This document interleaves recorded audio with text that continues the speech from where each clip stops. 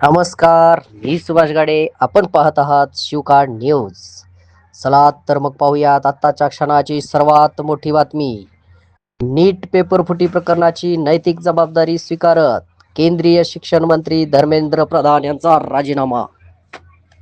गेल्या अनेक दिवसापासून दिल्लीत सुरू असलेल्या विद्यार्थ्यांच्या आंदोलनाला यश मिळाल्याची खमंगदार चर्चा.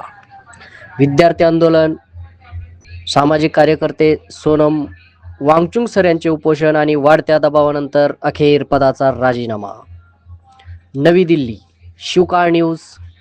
नीट पेपर फुटी प्रकरणावरून संपूर्ण देशभरात निर्माण झालेल्या तीव्र वादाच्या पार्श्वभूमीवर केंद्रीय शिक्षण मंत्री धर्मेंद्र प्रधान यांनी आपल्या पदाचा राजीनामा दिला आहे. राजीनामा पत्रात त्यांनी नीट पेपर फुटी प्रकरणाची पहिल्या दिवसापासून नैतिक जबाबदारी स्वीकारल्याचे स्पष्ट करत विद्यार्थ्यांच्या हितासाठी आपण सदैव कटिबद्ध असल्याचे सांगितले. गेल्या महिन्याभरापासून विविध विद्यार्थी संघटनांकडून त्यांच्या राजीनाम्याची मागणी करण्यात येत होती.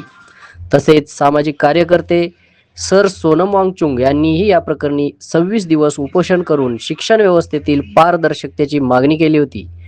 कॉकरोच जनता पार्टीनेही संस्थापक अध्यक्ष अभिजित दिपके यांच्या नेतृत्वाखाली दिल्लीतील जंतर मंतर मैदानावर मोठे आंदोलन केले. या वाढत्या दबावानंतर अखेर केंद्रीय शिक्षण मंत्री धर्मेंद्र प्रधान यांनी आपला राजीनामा सादर केला आहे.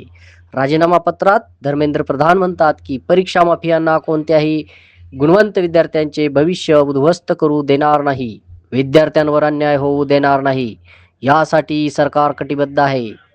देशातील शिक्षण व्यवस्था आणि परीक्षा प्रक्रियेत व्यापक सुधारणा करण्याची मागणी पुन्हा एकदा जोर धरू लागली आहे.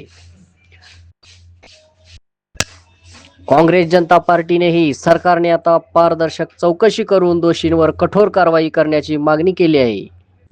शिवकाळ न्यूजसाठी मुख्य संपादक सुभाष गाडे.